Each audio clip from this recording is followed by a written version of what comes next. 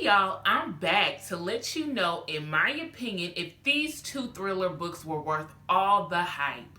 Stay tuned. Welcome back to Books with Kimberly. Do not forget to like, comment, share my channel, and subscribe. You guys, I am back. In this video, I'm calling it a "Was this book worth the hype?" And this time, I'm talking about two books, and two thriller books at that. I have recently read two thriller books that are very popular, that if you go on BookTube, Bookstagram, any book groups on Facebook, these two books have been getting a lot of hype about how amazing they are, how exciting the twists are at the end. So I had to read them and let you know my opinions. Let's get right into it. The first book is The Silent Patient by Alex Michaelis. I have no idea if I said his name correctly, but I'm gonna go with Michaelis. This book is a psychological thriller. This book is about Alicia, who shoots her husband Gabriel 5 times in the face. Of course, he dies. And after this, she goes completely silent. When she goes to trial, she doesn't say if she's guilty or not. She utters not one word after this incident happens. So because she does not speak, a psychotherapist a psychiatrist, psychotherapist, one of them, is able to get her sentenced to a psych ward instead of going to jail. And at this psych ward, he is supposed to work on her, work with her to get her to start back talking. I think about 5 or 6 years passes and she is still a silent patient at this psych ward. And then here comes the main character, Theo Faber. Theo Faber, he is a psychotherapist, and he has it in his mind that he is going to be what it takes to get Alicia to talk.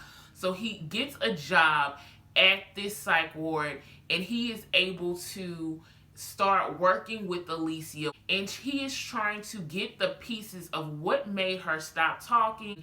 And the whole time you're trying to figure out what made Alicia snap, because we're also getting some chapters of diary pages from Alicia where she talks about how much she loved her husband, how much she loved the life they had together. There was a little eeriness to those diary pages. You can tell she maybe dealt with a little anxiety, but nothing that would have had me leaping to the point of okay, this girl is gonna kill her husband. This book, you guys, I'm gonna go ahead and say I gave it 4 stars. Was it worth the hype to me? No. I'm gonna say the twist was amazing. I didn't see that coming. I had to rewind and be like, hold up, now what had happened? Now run this by me again, what you just said. The twist was that good. But what kept me from giving this 5 stars, Theo was annoying. His obsession with Alicia made me uncomfortable to the point where I was just like, I'm one of them people who I absolutely love reading books in first person, but this was the first time I read a first person book and was kind of like, okay, I'm tired of being in Theo's head.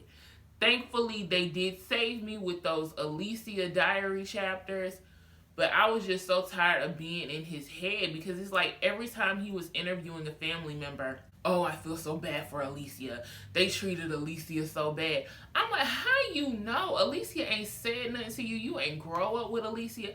How you know this woman ain't a stone cold killer?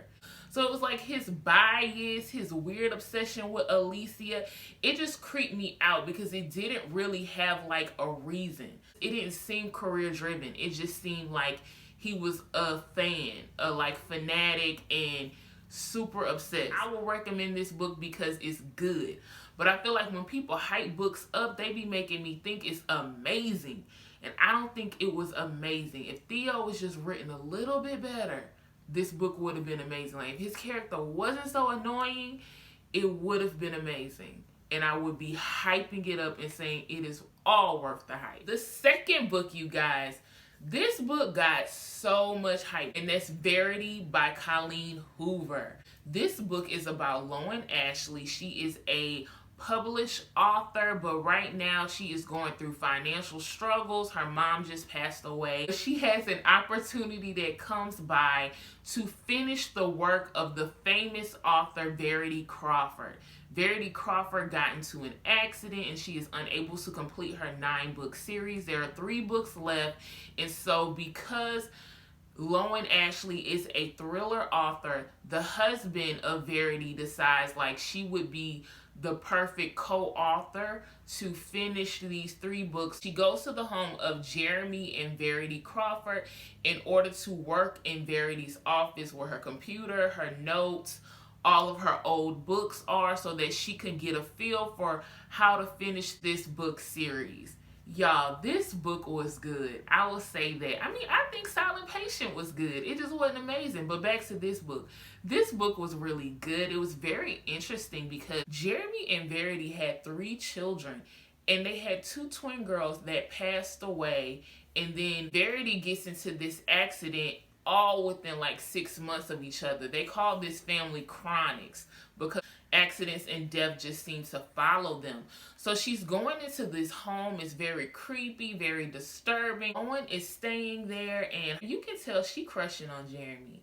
And the crushing gets harder when going through Verity's notes, she finds an unfinished autobiography. Y'all, this autobiography is so creepy because in this autobiography, Verity is talking about how obsessed she is with her husband and how she hates that she had the twin girls because the twins took away the attention from her. So this whole time I'm wondering to myself, like, could she have had something to do with these girls dying? And so y'all, creepy stuff is happening in this house. The whole time, like, you questioning Verity. Jeremy is being this devoted husband to his wife. Lowen is like secretly falling for Jeremy, and they're sharing these little moments where the 2 of them are like in the kitchen fixing dinner, but you can see the flirting is there even though his wife is right upstairs bedridden.